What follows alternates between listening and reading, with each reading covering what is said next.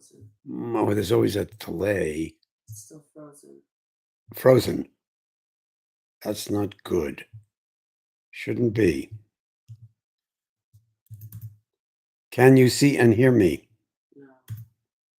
What did I do wrong? Should be live. Edit. David Hoffman's live stream. How do you go live? Webcam, public, thumbnail, 2 playlists. James can. Can't. He's locking me out. Why is it not going live? It's live. People say it is. Yes, no. How do you know? Yes, it's They live. say it is. Whew. Okay. I can't see it. I'm getting ready. Thank you. I'm preparing myself mentally and physically.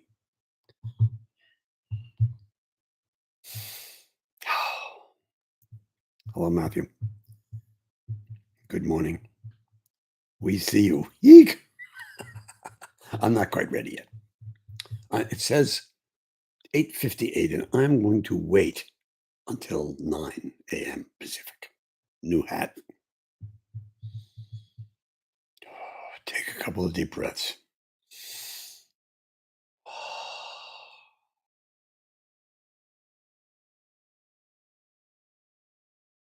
What's up, David? Oh, boy. You got 5 hours? We don't. What we're going to discuss? Well, you're going to have to see. 1 hour and 13 seconds. 5 p.m. in UK. That's why I did 9 a.m. It is 8:59, and I'm about to go live. You got 1 minute. 1 minute. My counselor says.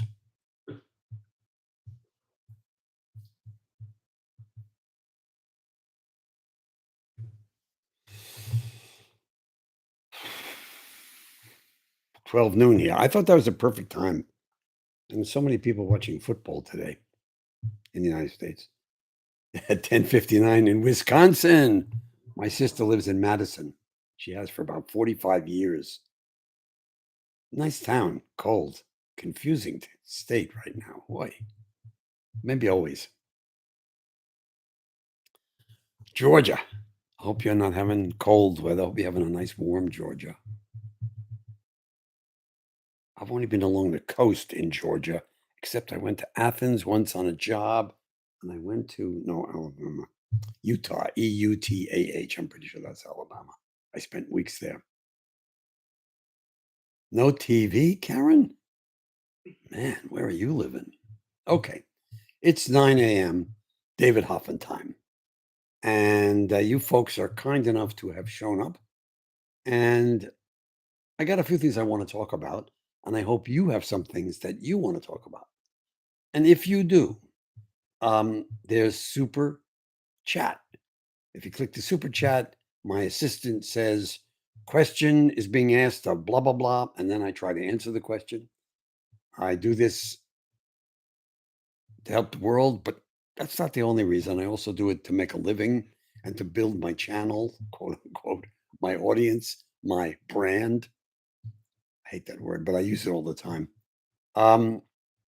So I'm looking for you to provoke me, and I've got some things I want to say. And the first thing that interests me that I want to talk about is love. I keep thinking about it in my life because it's a feeling. And, a wise person doesn't necessarily trust his feelings. Feelings are one kind of information, and brain is another kind of information, and heart and gut are feelings, but your feelings can be wrong. I mean, I have feelings all the time that I'm going to die, and I didn't. So I was wrong. Or I have feelings that I don't want to do this today. It's a feeling. The fact is, I do. And when I get into it, I actually like it. It's complicated feelings.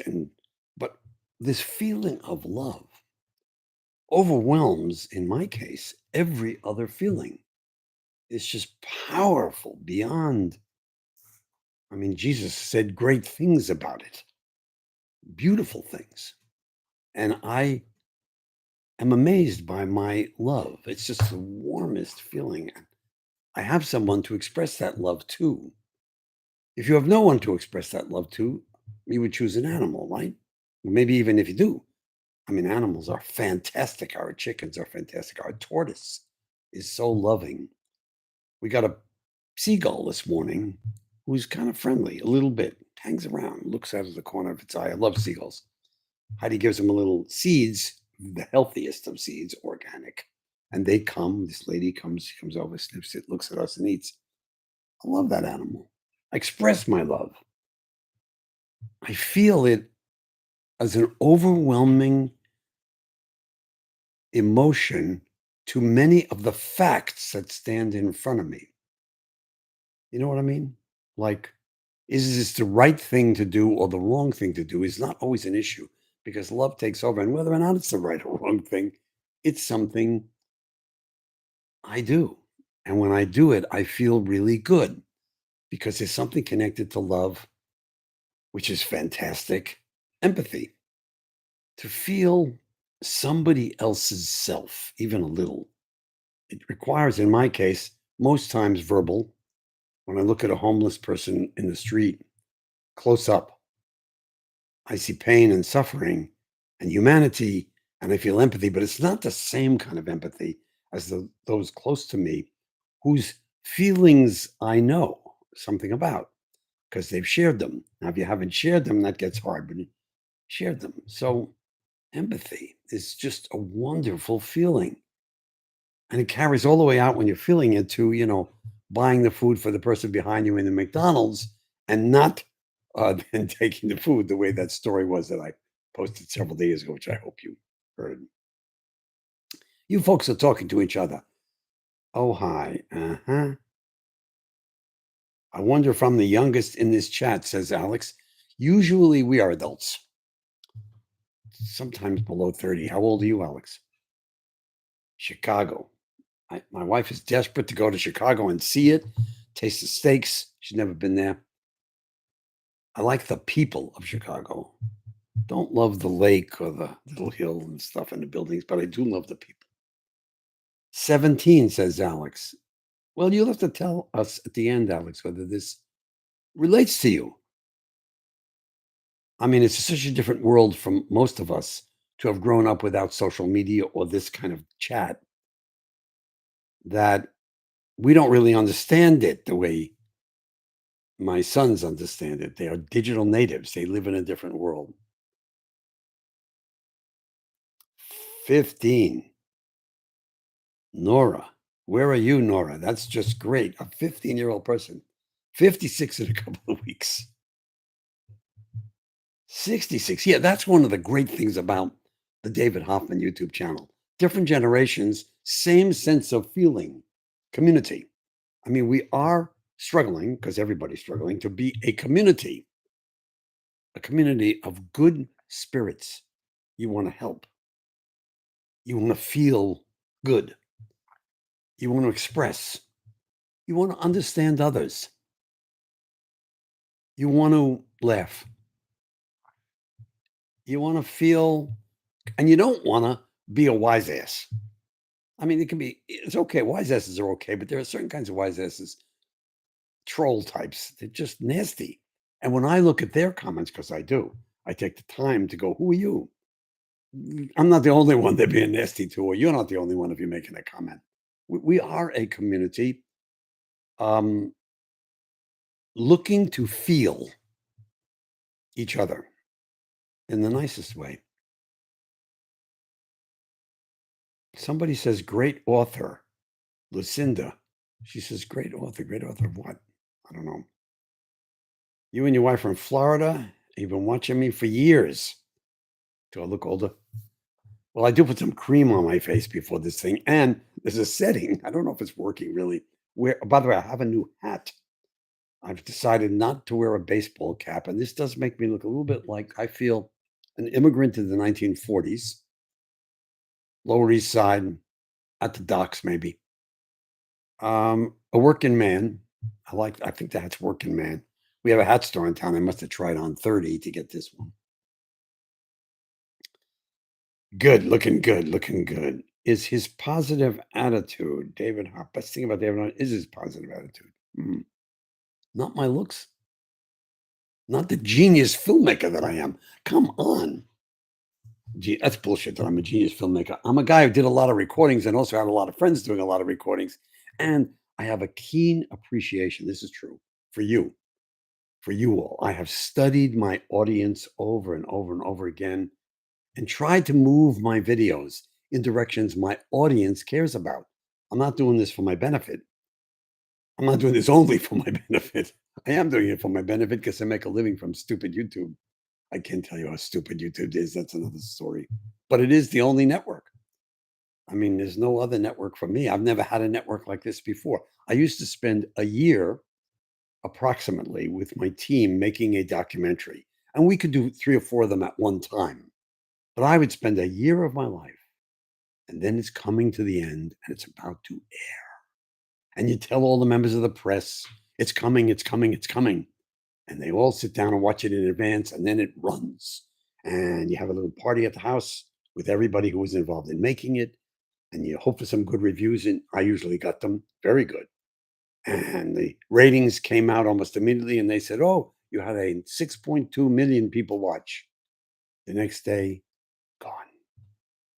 Maybe you got 10 letters in the mail from people who had something to say about that movie. You had really no connection with your audience except the ratings. Now, with YouTube, I have a direct connection. I see the comments, I see what people are saying, I see how many are watching. I laugh to myself that sometimes my titles are good and lots of people watch, because of the title. Yeah, that happened with the Marlboro Man. I mean, the video is interesting, but if I hadn't had that title, I wouldn't get the views because the algorithm says, no, no. As soon as the first 25 people watch in 3 seconds, and several of them go off in 12 seconds before even the Marlboro Man commercial is over, the algorithm says, he's no good. This is no good. Out. So before I even get the chance, there's 10 million other people putting videos in. And the algorithm is studying everyone, saying, oh, look, this person watched it all the way through. Oh, look at that other person watched it. And they're also women and they're also over 30. Boom, I got a group. And they start aiming the algorithm at the group. Sometimes I hit, not so much these days. I am not an algorithmic favorite right now because I think the algorithm has been set to make money from the big players and nobody else. They're not really paying attention to folks like me, even though I still have my advisor at YouTube. So I guess they haven't canned me. But if you watch, I'm going to get 6 to 12 to 15,000 people, you guys, and then it's gone. I have videos that were at first so popular, and then within a week, they're like 2 views in a day, meaning the algorithm isn't sharing it. It's not giving anyone the chance. I have no way to reach people. I don't have a kind of an audience like a person who's an on-screen host. I'm not like that. I'm going to tell you during this hour what I do to create a video or a still photograph, particularly a video. It's kind of interesting, the process. And let's see what you people, He wants to know if you have any comments on coffee, if I'm going to comment, on the death of coffee this week. death of who? Crosby. Crosby, David Crosby's death. I know you care about it. Okay. No, I'm not going to comment. I have no relationship to David Crosby, except he seems to have been a good guy based on all the comments from Stephen Stills and Graham Nash that I'm reading on my Facebook. I certainly liked his music, a talented, wonderful musician. Is he deserve my comment? Seems like a good guy. Dope smoking, drug addict. I don't know anything else about him. I didn't meet him, unfortunately. There was a time I was just thinking about this. I'm in New York City. I have my little office in a production company, and I'm getting a little bit of a reputation as he does real stuff. It's not to say other documentary filmmakers didn't do real stuff. Some of them were highly political, a lot of them were radical politicals in New York in 1967. But a guy comes into my office dressed in a suit and tie. Can I see David Hoffman? Sure, he comes to his office, really well dressed, beautiful. Sir, I'd like you to shoot the Beatles. Well, I did like the Beatles music a lot, and I thought they were really interesting. But unfortunately, I had another gig when the Beatles were recording in New York. So I said, no, no, no, I won't do that. This is me being really wise. Huh? If I had done an original recording of the Beatles, my style, and there's pretty good recordings of them in the studio, but my style is more interactive because I put myself into the scene. You know, there's this thing called cinema verite. Cinema verite is where, oh, it's true cinema. I just put up the camera and whatever happens, happens. It's pure bull. Usually, the cameraman, certainly in the days of cinema verite, was a male, very good looking, dressed perfectly with a cravat, probably smoked, uh, very good looking. Certainly affected the scene, even if he never said a word, which the cameraman did, setting up the camera. Then there was the audio guy with a huge boom microphone that hung over your head. This is cinema verite. I said, this is baloney. So I put myself into the scene, not because I thought I was interesting, but I believed, and I still do, that I could provoke a more real interaction than action. So if you look at my Earl Scruggs film, you look at BB King, you may not see David Hoffman much. You don't, but he's there. Earl got used to kind of being provoked by David to say things he might not have said and to do things he might not have done. It's not that they weren't in him. It's not that I told him to be a certain way towards the other farmer that he talks to in the town that his people came from in North Carolina. That's not it. It's I said, hey, who is that guy, Earl? And by doing that, I adjust the scene, which is why my documentaries often have a sort of a dialogue going on. Well, there is a person provoking that dialogue. Me. That's how I see documentary filmmaking. That's what I think about what you're watching. I mean, the news, remember, New York Times still has, I think, all the news that's fit to print. You guys decide what's fit to print, and they do. They really do. The editor in chief. And I think didn't Walter, didn't Walter Cronkite say that's the way it was? Boy, did that piss us off in the late 60s, early 70s. That's the way it was. Or, well, you said that's the way it was, but there's 50 other things you didn't say, and there's other things you didn't show. So when a guy in 1967 or 68 made CBS ran it called the Anderson Platoon, the Vietnam War is going on. It's nightly on the news. I mean, we do see Ukraine on the news, but not the same. They're the same stock shots of a tank and a big artillery piece, same shots and a hole in the ground with a door. They didn't do that then. There were real reporters really there, and they were really talking to us every night, which is one of the reasons why the Vietnam War was so in the face of everybody. It was there. Not only was your kid going, or you going, or someone you knew going, but also it was on the news. And the CBS, I think it was CBS, maybe ABC, ran the Anderson Platoon. So I know the cameraman who was there, who shot that. And these guys were in real battle, really wounded, like you wouldn't, like today, the military would never allow you to see. It's amazing that they did. They just put these guys in with this group, run by Joe Anderson, uh, and um, and they went to war. And one of the scenes they showed was a Marine taking his cigarette lighter and burning a building in a town that was, I think part of the strategy was this is a town with Viet Cong, burn it. Unbelievable and it was unbelievable for Americans to watch. It was like screwy. That was one powerful, real moment. That's the cameraman was there and he didn't have to, I guess, step into the scene. So much was going on. Jesse just said, psychology is a hell of a drug. Are you studying psychology? Are you a psychologist? Are you talking about the human being and the human spirit and the humanness of us? Boy, it's unbelievable, isn't it? It's just unbelievable. The asteroid that passed us just days ago. And I'm thinking to myself, the asteroid moves a little bit over and it hits us, the whole thing's over. This was big enough to, I think, put the whole thing out. Yet we live on this planet in every moment. It's just unreal. One of the reasons and I'm not going to get into this no matter how many people super chat me, that I believe in God is because the thing's too beautiful to have been created by pure nature, just by luck. Yeah, I don't know what's going on, but something big. And we're a little part of it, teeny little part of it. If you see these newest photographs, I do not get this. Maybe one of you does. I would sure like your opinion about this. The newest telescope, the great new telescope, the James Webb telescope, shows the most distant galaxies in the universe, galaxies we never saw before, galaxies 300,000 years after the Big Bang. So new. So they never say, and I don't get big deal. So why are we spending $1 billion to see the galaxy? Do we hope to learn something about ourselves? A, nobody ever says that. I don't think that's the case. It's basic research, I guess, for some time in the future. B, it's fun, but is it worth the cost? I don't. Why do we have to see the most distant thing unless it benefits us and will it keep us alive? I'm much more interested in spending a gazillion dollars on keeping the astronauts away. We ought to have a better asteroid system than we do. Don't you think? Anyway, I watch it. I read it in Science News. That's one of the magazines I read.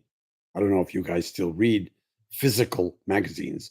I do at night. I don't like just reading it on my computer. I like to read it physically and I rip it out like I always did or circle it in a pen and put it places that, if you look around my office, I never see again. Mm.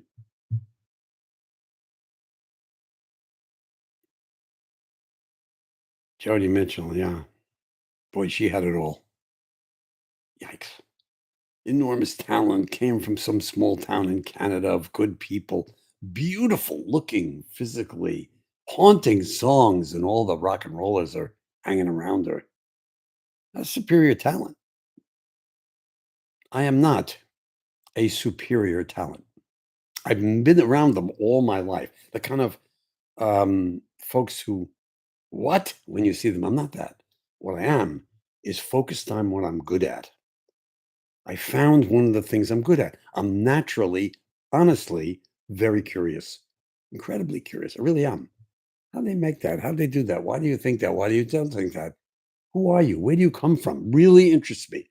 I'm annoying sometimes. Hello, my name is David. My name is Joe. Joe, where do you come from? Who are you people? Did you have a mother and a father? What did they do? I really mean that. I mean, I'm really curious and I learn, I absorb the other guy. Now, if someone would give me a good super thanks, thank you, Renee. Oh, she And got It's All Good. You could talk about It's All Good. it's all good. I see. Ah, thank you for that. I'll give you a few minutes, Renee. Thank you. I'm going to redo that film. Now, I have Arlo and I have Brooke Howard Smith and I have, oh, so many other guys. I have in New York, Ryan, Jack Lone, Ozzy and Nene. The women. I have, what's her name? Netagane. All these people and dozens of others that are not in It's All Good. And I've been contacting them and they all say, sure, David, you want to talk to me again? It's now almost 30 years later. Wouldn't they be wonderful? They're all, in a way, successful. I mean, they're not street people and they're not losing it. They look different, and some few are still skaters, and they all would like to be. What an era! What a time! I'm very proud of that movie. Nobody thought of my colleagues I could make a movie on rollerbladers that would amount to anything. Well, it wasn't a very popular movie. It did run on A&E, and it ran in the theaters in New York and got a really good review, but no audience. Nobody gave a shit except the skaters. Lucy, $20. Lucy gives me enough for a really good tequila for me and Heidi. She knows what I mean too. Thank you, Lucy. Pollock. Thank you. Where are you writing me from, Pollock? Pollock.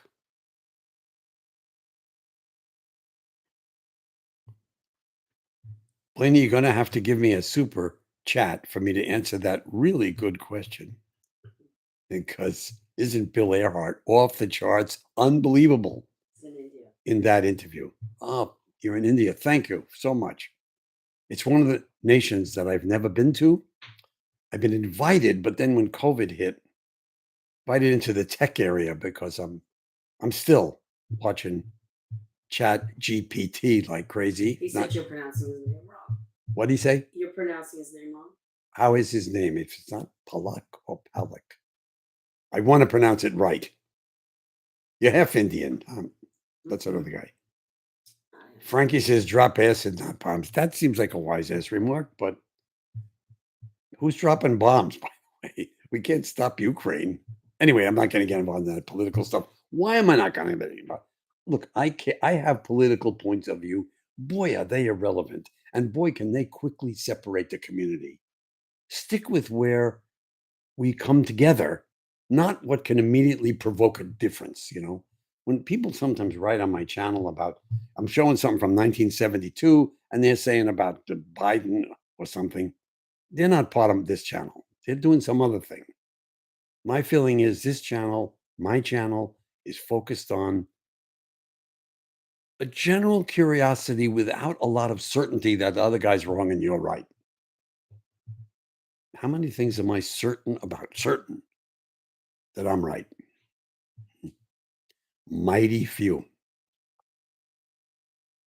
I'm so certain that I did a recording many years ago with my wife in the middle of a fight. We were having a fight. I said, I'm putting a tape recorder on. I'm so certain I'm right. And I record the whole hour. She didn't break the tape recorder. And we're fighting back and forth and I'm recording it. And later on, I tell her to go and hear it and I go to hear it. And she said, I said some things or I said them in a certain way. And I'm saying, no, the hell way, man. You're just picking on me. Well, I was 60% wrong. She never told me what percent she was wrong because that wasn't the point. I heard it and it wasn't any 100% right like I thought I was. And I recorded it. So this is the real thing. So right schmite. I make advice to other people, even some who are fairly nasty. But I'm not saying it from the point of view of I'm right. This is what I see. Why do I do that? Not because I'm insecure. It just feels better to be certain you're right. Stand behind it. It just doesn't feel that good to me. It's a feeling. Okay, so the Russians sent me to the docks. Maisie says, the Russians sent you to the docks. You mean documentaries? I don't know what you mean. Good morning, David says, Gypsy, where the hell are you? Somewhere else. It's Palak. That's how you say it. Palak. Pulak. Even though it's an A. What? Pulak. I'm sorry. You know I mean no offense, but I'm glad you're training me.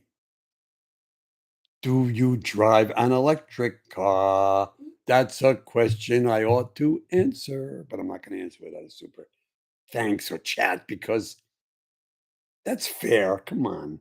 I answer 150 comments each day at least. I don't mean my heart, which is an indication that I hear you. Not necessarily that I agree with everything you've said. I hear you, and in some cases, I appreciate you. I'm marking their heart. But when I comment, other than to my regular members, I try to comment to the members because the members are great. They stepped out of some group and they became members of the community, and it's a really great community. 117 people right now. Nice. Keep up the great work. Boy, does that feel good. I really work hard at this. So wait a minute. We're now at 9:26 in the morning, and I'm going to celebrate with that. Now, I don't have these very much. You know what this is. And damn, it's the real thing. I don't like the ones that are fake. Now, one of the things that interests when it comes out of the box, it can be broken apart really easily. I don't know why. It's not like other guys, they don't stick in the same way. All right. I'm going to have that in a minute. That's the celebration. Here's coffee. Now, in Levittown, Long Island, we were Dodger fans. Are you kidding me? The New York Yankees were Well, first of all, they were Catholics. I'm not Catholic.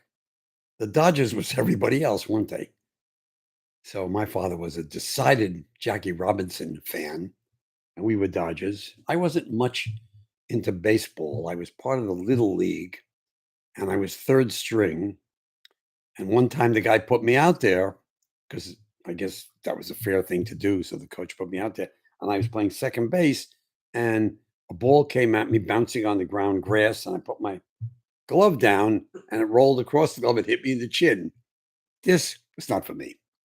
Same thing happened in football. In high school, believe it or not, everyone had to try football and wrestling.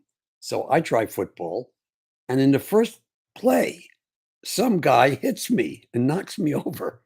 What a ridiculous sport, as far as I was concerned. I really love football, love to watch it.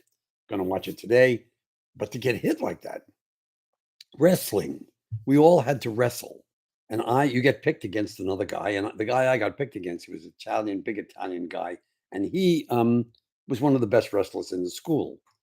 And the wrestle begins, and I'm in a position. I think he had me, and he pushes my face into the thing. And I get a bloody nose, and there's blood on the thing. That ain't for me. I'm the wrong guy for that. Tennis. My father taught me tennis, and I could be aggressive as hell in tennis. I saw my teenage testosterone aggression because very often I wasn't only trying to get over the net, I was trying to hit the other guy with the ball. They never talk about that. I was trying to smash it so hard that it hit him, knocked him over. I was goodish.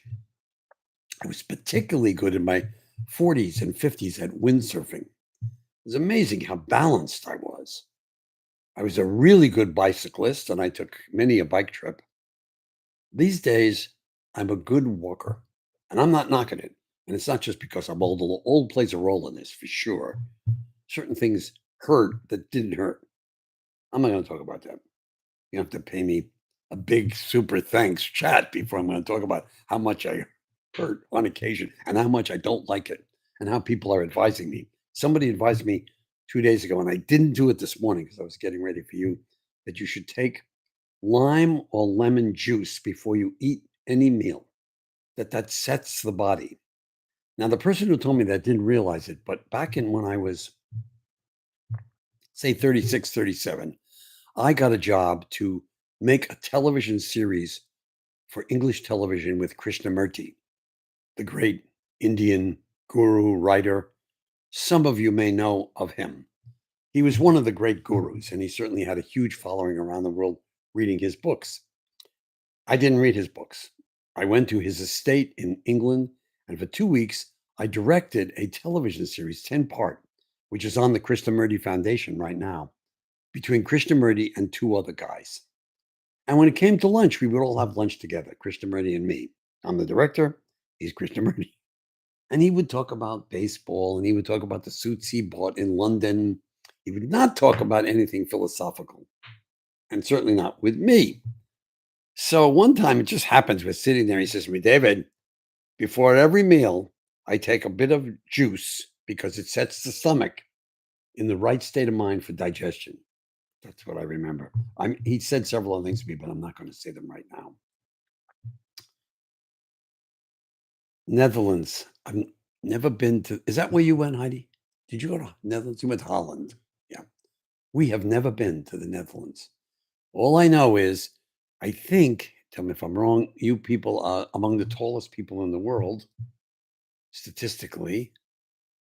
And I think every person from the Netherlands that I ever worked with was first rate in terms of understanding work. What's understanding work? I mean, to me, understanding work is you come to work with a positive attitude. A, you're not a complainer. Complain to your friends some other time, not here. B, your energy is let's go. This is one of the reasons I make documentaries. One of the reasons was because feature filmmaking, the crews were really uptight. And all the other professions, you sat at your desk, but documentary crew came together and said, we are all going to do this work. You'd think it was just me, the director, but then, of course, it's the cameraman, which was often me. The cameraman's behind a big box aimed at a person. What's the personality? When someone says something that touches you, will you show it? The sound man. Used to be sound men, then it became sound men or women. But sound men, they were oftentimes with a boom mic right close to the person being filmed. What vibe? Stupid sound man would look to the side. Stupid sound man would smoke a cigarette near somebody. Smart sound men paid attention. And every time said something of meaning, they reacted in their body and they would look at the cameraman. You seeing this? There was a whole crew vibe. And I would still have that on my crews. It was a positive energy going to work. And it's not just in filmmaking, it's making a move or it's setting up the kitchen. Even if it was repetitive, the crew's energy, the group's energy, which off the point is why my wife believes women would run the world a lot better than is being run by men, because women can work in a group where hierarchy takes a second place and interactive ideas take a first place. That makes a lot of sense to me because when you get in the corporate world I was in, it was completely hierarchical. Maybe the military has to be, I guess. Somebody is saying, Jake says something. Let me see. Am I still? Yeah, I'm good. People want to know, are you rooting for the 49ers? Well, sir, I made this at 9 a.m. We don't know because the quarterback, Purdy, is so wonderful. He's such a character. He's got a family that cheers for him in the stands. So my wife and I are hot on him. On the other hand, what's the guy's from the Chiefs name? Mahomes. Mahomes is most Mahone. I think it's an S at the end, but he's the most incredible good man. We have a relative in Kansas City area who says he is terrific, terrific guy, terrific to the community, terrific to his family. Now, these values shouldn't matter. All that should matter is he a good athlete? I mean, when I hear Wagner, the fact that people say he sort of was Nazi at the time has no effect on whether I like his music, right? And somebody else may have been a manic depressive Van Gogh. Who cares? You're looking at his painting. But in football, in public characters, I do care when these guys get arrested, when they hit a woman last week, giant, gorilla looking, huge monster man over 6'8" hit his girlfriend. Sickening. Sickening. I find Tom, whatever his name is from Miami, Brady, ridiculously good looking and so arrogant. So I don't mind it when he gets hit. It's terrible stuff. That's like you want to know one of the nastiest things I do? I mean, I can tell you, right? Because you won't click off, will you?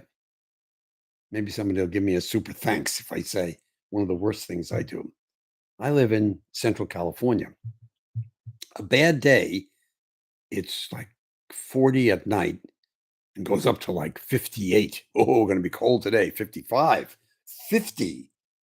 So when I see the people in the East where I come from suffering, a part of me feels bad, but another part of me laughs. Well, I don't live where you live. It's mean. I don't know why the weather gets me that way. Yeah, you're suffering another snow. When I lived in Maine, we actually were proud. We were proud. We would say, yeah, these Californians, they're pussies. They don't care about temperature like we do. We go out zero. We had a month below zero one year, and we were all really proud that we got out every morning, started our car, warmed the car, still went skiing. Yep. Lucy's saying, Matthew, he's been independently working, I think. So I wonder about SS. Who's SS? What? He's been asking about how much you make in Social Security. Do you collect Social Security? It's really nobody's business. But he doesn't even super thanks me for that. No, just asking. Oh, catch. Love your work, Mr. Hoffman. Thank you. Well, this live stream public, I'd been doing live streams with the members for more than a year, and we built a very tight community. But YouTube said to me, look, you're not making enough money from your advertising. You have to build a public live stream. I didn't know. I still don't know. When I finish this live stream, like next week on a bad evening, I'll look at it. Do I like myself? Do I like what I say? Did I do well? Do good? Did I do good? Do well seems absolutely wrong to a New Yorker. It's right. It's correct. No, she's my wife is saying it's correct, but I'm saying to a New Yorker, it's too good. A New Yorker really understands, hey, you know what I mean? Hey means how you doing? Well, hey means I'm doing good. Are you doing good? I love those phrases. When we were in New York last, stand down in the um, Soho area, we had been in the Little Italy and we had been in Chinatown area. Staying down there is so much better than staying midtown. Midtown, all the big hotels, all the tourists and everything. But down there, it's like real people doing real things they've been doing since your ancestors came to the United States, unless you were on the Mayflower. I think something like 25,000 people say their parents were on the Mayflower, or their families, rather. I am 1% African, I'm proud to say, according to 23andMe. My wife is 0% African. She lost out, right? Because there's something brought that. Did you read about the Dezanovans? They were another human being, at the time of the Neanderthal and at the time of Cro-Magnon. And apparently they just showed this week, this is the size of a human tooth. This is the size of a Denisovan tooth. They were like 12 feet tall and they lived at the same time. We have some Neanderthal in us, many, not Black Americans, not Black people. Don't know about Indians, not sure. But I do know that Anglo-Saxon people have some Neanderthal. I'm 2.5% Neanderthal. Does that give you some advantage against COVID? Some people said that it did. You're saying, Scott, my content brings you joy. And that really matters to me. Why the hell not? Plus, I edit. Let me do my process, okay? The reason that I ask for super thanks, and I so very rarely get them except from the same folks, Porcupine, Lucy, who I really thank, but other people don't. But let me tell you the process because it might convince you or at least be interesting. First, I have to ask myself, why am I looking for X? Is it Vietnam? Is it American social life? Is it teenagers? Is it marijuana or cigarettes or anything? So many categories. Then I go into my archive, which is huge for a single individual, which is completely unlabeled. Everything's labeled video 96427. Useless, right? And I start to watch. And by true serendipity, all the time, within an hour or two of watching, something pops up which exactly fits one of the categories. You're going to see some great stuff from me in the coming months. Unbelievable political debates, religious debates from the late 60s, very early 70s. So that's 50 years ago. It's unreal to listen to. Some of it is fascinatingly similar. Are you kidding? 50 years later, we're talking about the same stuff in similar ways. Other things are radically different. I did post the Black men and women married talking about marriage and the women sticking it to the men, which I completely agreed with back then, way back then, still do. Any case, I look at this. It's never right in the present style of viewing for the viewer. So I never don't edit. Everything is edited, things are moved around. Could take me a day to set up, to digitize the piece of work, to put it on my editing table, to go into an editing state of mind, just moving stuff for my audience. I'm not doing it for my own entertainment. I'm not just putting up something like a lot of people do, put up the whole movie. It doesn't make sense anymore. If the filmmaker were alive today, they would not be making that movie the way they have. They're making it for another state of mind and particularly another timing sense, another fascination sense than we have today. When I'm done editing, it goes up on YouTube, and I am lately, the last 2, 3 months, making long descriptions. I don't know how many you read them. You probably do, most of you. So I write that description with a few typos, right? Always. I can't seem to miss it. But I write that description and I write it for my audience. So I've edited the movie for the audience, written it for the audience, keyworded it, trying to help the algorithm to know who I am. I've taken away likes and dislikes. There's a reason why. And you may be on this particular live stream. I don't know. But there are two individuals who I don't know who they are, who every single thing I've ever posted, they don't like. And they don't like it so fast that I know it's the same people. Because if I put up something that's 13 minutes, these two people don't like it in 2 minutes, 1 minute, 30 seconds. It's like they're watching too much, don't like. Do I really care about it? Not much, but who the hell are you? So I decided to stop allowing likes and dislikes since I don't watch videos and look at the number of likes and dislikes. And who cares? And YouTube says you want good amount of dislikes because they're watching. I don't think that's true. I think many of the dislike people, they just dislike it. Or people dislike the politics of it, but not the film I've made. So that comes to the last part of what I do with each video that you're seeing. And that is I comment. I heart everything that is admirable, interesting, appreciative, recognizes me, tries to stick on point of what's being shown, or tells a story. Don't we get incredible comments from people telling stories? We do. Great ones. I love them. Sometimes I get caught up in the story, and I only have like 3 hours to do this each day. Read the comments. I do read 1,000 to 1,500 comments. I don't answer everybody, but I answer plenty. I think I'm one of the only an old guy could probably have the time to do it stuck in my office. But anyway, am I complaining? No, I love it. Am I saying when you're thinking you might give a super thanks to David Hoffman, filmmaker? Do. Liz says thank you for your great work. She's a history teacher and she loves your video. Mm. Liz, I've talked before history classes. Sometimes teachers set me up and I do kind of a Zoom with the history class. Also, I've challenged history classes to make videos which I would then post or edit. Both of my sons, in their years in grammar school and junior high school and early high school, hated history. Could not figure out why. I loved and love history. They're coming to be more interesting to them now. My wife and I both really cared about the old people around us, she more than me. So she learned tons from her grandmother and her grandfather and her other grandmother. Yeah, you learn from old people, you history.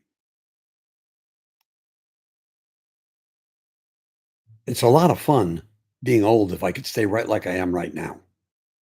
I hope that one of you could super thanks how you can do it. That's what I want. I want to, I like it now. There's a few things I don't like, particularly my body don't bend over like I used to. I'm not going to talk about that. But the rest of me, it's fun. You can be a white hair when it's useful, and it is sometimes. People treat you wonderfully. They're always extra kind. Like, can I help you?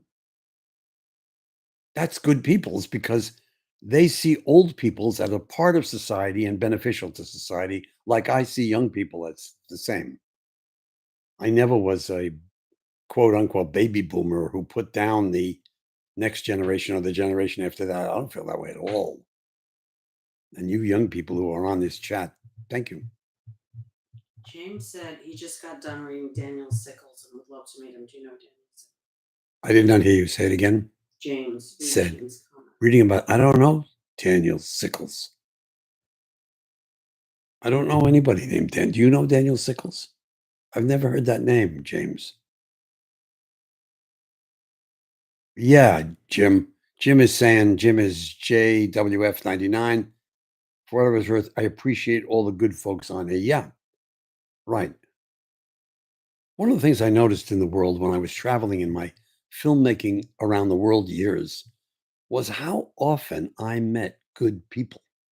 Now, I didn't go to places where they say it's pretty rough. I hear that Croatia, Serbia, you met some pretty rugged people right in the areas. But where I went, Tanzania, incredible. Indonesia, good people everywhere, people who wanted to help.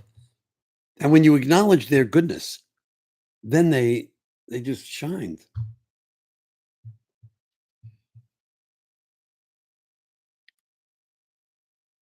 Uh-huh. Be good, be better, be blessed is a filmmaker. Yeah, You know, there are quite a few filmmakers watching, but I'm not sure. They don't come to my live stream. they think that the likes and dislikes persuade or dissuade people. Hmm. Some people love how many likes you get. It Oh, makes them so the like, so maybe I should ignore these 2 to 5. On occasion, there are 5 of them, and maybe I should ignore them. you My should wife laugh at is saying yourself I that should you laugh at care them. about All right, I'll do that. I'll stop marking no, you can't see my likes and dislikes, and let the 5 people who have a reason for not liking everything. Usually, did I ever find these people? No, but my guess is I blocked them. You can still like and dislike whether you've been blocked. I blocked them from using my films, and that's why they don't like me. Then the people maybe just don't like me. I'm sure of that, right? It takes guts to stand here and talk to you. When I'm done, I'm going to celebrate the day, get ready for football, eat the Oreo that I haven't eaten, kiss the wife if she'll let me. only after you've eaten the Oreo. Only after I've eaten the Oreos, says the wife. You notice my son is not on here today, stopping assholes. He usually finds 3 or 4 assholes, but he doesn't get up at 9 a.m. He's a night person, and I have deep respect for people's best time of day. My best time of day is clearly morning. Afternoon, I'm not as creative. Evening, I don't really want to be creative. My son is evening, be creative. Morning just gets by. So I respect different times. So he's not here right now. I didn't ask him to get up to remove any assholes, and I don't know if there've been any. What's the asshole? Oh, some people. Robin, are you going? Yeah, God bless me. I'm blessed.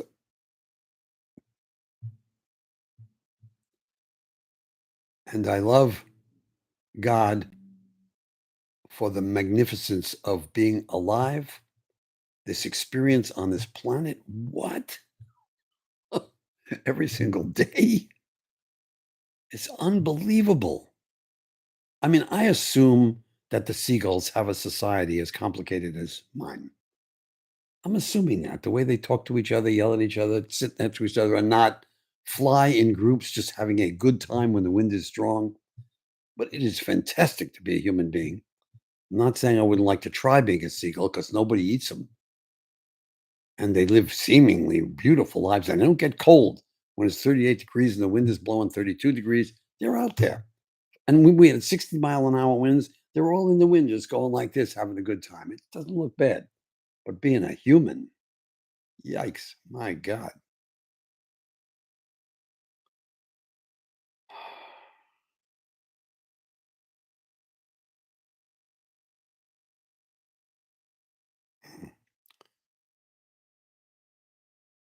XT26 says, thanks for giving us all of these great roles. What do you mean by rolls? You don't mean rolls and bagels, right? You No, they know, mean you look like Dustin Hoffman. my role, you mean? Does he mean my role, David's role? No. He means the roles of my movies. No, that you look like I look like another other guy. people. I look They like other make people. you. I look like other people. Have you seen I post them every once in a while on my community, the photos of people looking like paintings where the person, the artist, the photographer got a person who looks just like a painting. It's fantastic. It's wonderful. And I regularly get David Hoffman. Are you the David Hoffman who? There's a David Hoffman up in Berkeley who's apparently a real lefty. And I get his nasty comments every once in a while. A very common name. I think my mother named me David because it was the most common name at that time. And she wanted certainty that I would be accepted as an American, even though she was an immigrant. I was clearly an American from minute one. David Hoffman, I got sent to nursery school because both my parents worked, which was not usual then. Many women were not in the workplace in the 1940s, in the late 1940s, 45, 46, 47, right after World War II. So I got sent, and I have my report card from being 3 or 3.5 or 4 at the oldest. David Hoffman plays well with others. David Hoffman is very talkative and therefore he has open communication. David Hoffman is nice to other children. David Hoffman does not use his handkerchief. Instead, he uses his shirt. And although I tell David Hoffman to stop wiping his nose on his shirt, he will not. That is my report card. Don't you think there's a real relevancy there, which is David Hoffman, which is true. I was just saying this to Heidi yesterday, does not like rules. I can't stand rules. Don't make a rule. If it makes sense, I will do it. I'll follow. But a rule is terrible. And I rebelled, and I'm still rebelling against more rules than I'm ever going to tell you, unless somebody gives me a huge super chat. Nobody will. I'm not going to tell you all the rules David Hoffman breaks, including YouTube rules. Ooh, I don't like rules. I make a lot of rules myself for myself. Make certain when you get up that you say hello to Heidi. Make certain that you say thank you. Make certain that you say thank you when she does something great, which is frequently to my sons, to others in the street, to the delivery people. Don't get pissed at other people for the minor crap of life. It's just disgusting. Don't do that. These are rules for myself, lots of them. Go exercise now, even though you don't want to. Don't eat that Oreo, but I'm gonna. It's a rule. Because why don't I eat the Oreo? It's got sugar. So I live by a lot of rules, but they're my rules. Now, I can't even stand the rule of you can't park here now, even though it's a parking space. And if you're going to make a rule, make it fair for everybody. You think I'm Larry David because we both come from New York? I don't look like him. He's tall, he's skinny, he's really brilliant, brilliant, brilliant. He's hilariously funny, but I talk like him and I talk like what's his name who ran for president? Bernie Sanders. Bernie How many Sanders. people tell you look like Bernie Sanders today? That's a question I'm Yeah. gonna ask. Oh, the wife didn't even do a super chat, but asked me how many people each day say that I look like Bernie, I talk like Bernie Sanders. 12, 15 a day. Another group is Larry David. There's a third guy. Who else do I look like? Oh, Brad Pitt. Of course. People are saying, that's Brad David. Are you a relative of Brad Pitt? I wish. What's the movie? Scotland or Ireland. He's Scottish or Irish or whatever. And at the start of the movie, he comes over a mountain on a horse and his blonde hair is bouncing. And I'm in the theater in Palo Alto with another guy watching this movie on a big, huge screen. And I hear groans from women in the audience, groans at Brad Pitt riding over this hill with this blonde hair blowing. Jesus. If I had those kind of looks, I tell you, I paid no attention to it. I don't see any advantage to it that you got to get involved with, but it's distinctly an advantage, clearly, isn't it? I once was online in JFK Airport late at night getting a taxi, huge long line, and a bunch of basketball players come out and they stand right in front of the line ahead of everybody else. And one of the guys looks back at everybody, who the fucker is going to touch me? And none of us did. I said, "You shouldn't do that," from the middle of the backyard, but I wasn't gonna go up and push him over. It was pure brutality of looks over the rest of us. Yeah. Would I have survived in any of these totalitarian countries like China or Russia, where you can't say what you think? I don't think so. I've been saying what I think for a very long time. There were fallout shelters in my town. They would look like public bathrooms. Me and another kid when we were 13 years old, so that would have been 1954. We wrote "fuck you" on a fallout shelter with some kind of air thing together. We thought that would be funny. And I got caught. Nonetheless, though, that was breaking a rule. Yep. I got caught. I think the guy told me I should wash it off, which I did. Another time, Gerson Goldberg, he lived next to us, and his business, man, people make money in wonderful ways, was to cut the cover off a comic book and then sell the comic book at used. That was his business. He would get unsold comic books and he cut hundreds of covers and then he would sell the comic book. And one day I was throwing tomatoes and I threw tomato over the roof of my house and it hit his window and broke his window. and I knew that it did. And I knew that the right thing to do was to tell him. So I did. I went over there. Now, I'm not saying I'm a hero here. I'm saying these are my rules. I'm a kid, but I'm still a man. And that's wrong. I'm not saying women it's wrong too, but in my case, I told Gerson I would replace the window out of my allowance or out of the work that I did.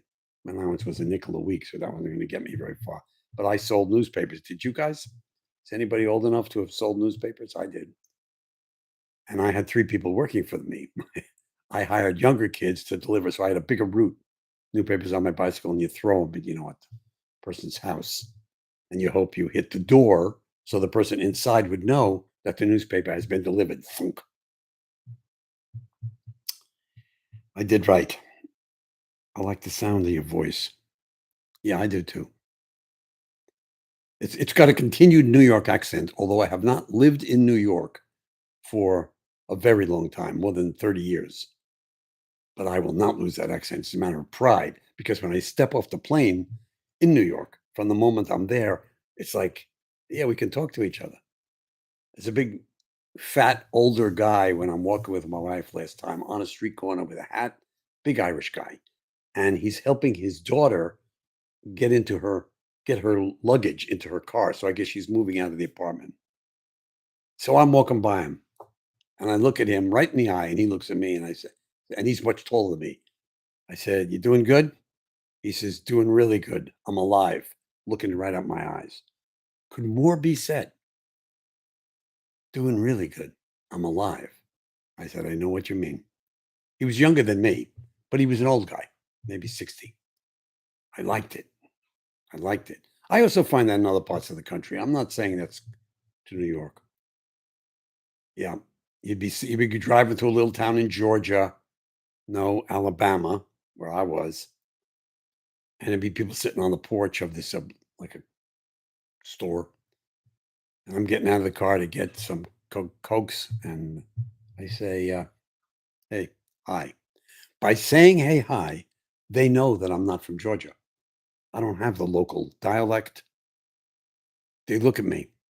They're thinking, "Is this guy somebody we don't like?" And they go, "Hi." I go like that. It's a wonderful.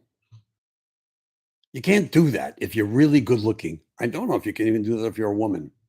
I don't think you have that freedom in those places because men are men. They think of the thoughts, pretty or not pretty or whatever. But the man to man of that, which you'll have to tell me some other time, is it women to men to men of that. Yeah. You had a bike route in New Jersey, man. You got a lot of stories there. Betty's read all about it. I'm reading all these comments. It's time to go, and I want to thank you for attending. I want to thank you for your comments, and I will try to read them after. I want to thank my wife's telling me whenever I got a super chat or a super thanks. And I wish one of you, this is what my wish, was really rich. And then you could fund me totally. So I'd never have to talk about money again. I am sick of money. I'm sick of bills. I'm doing my taxes right now. You don't want to know hell? Oh, Jesus, I know I spent that. I know I spent, Jesus, it costs so much for that. It's terrible. All of you know this just about, except if somebody on this who's rich, that's a wonderful freedom. I remember somebody telling me about Reid Hoffman, who sold his LinkedIn for $3.5 billion. He said to his team, and I knew his doctor, and the doctor told me that he said to everybody, "I don't ever want to discuss money again." What a freedom. I don't ever want to discuss money again. He said, "It's not about money. Nothing's about money." Okay. David Hoffman is signing off. He's going to spend the day. To the people who ask me, do I want the 49ers to win? We don't have a favorite between Kansas City and the 49ers. We'd like to see them in the Super Bowl because of these two quarterbacks who are real human beings, kind, nice, young, genius athletes, right?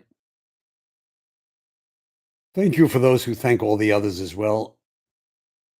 And thank you, Lucy, for the very special support you've been giving me now for more than a year. Jim, Porcupine. I will send the thanks to Heidi, Lucinda. Yes, it's a blessing. Hi, I usually don't comment, but since you said you might read it, and then you did say that. Okay, David Hoffman is going to hit the road. Until the next time.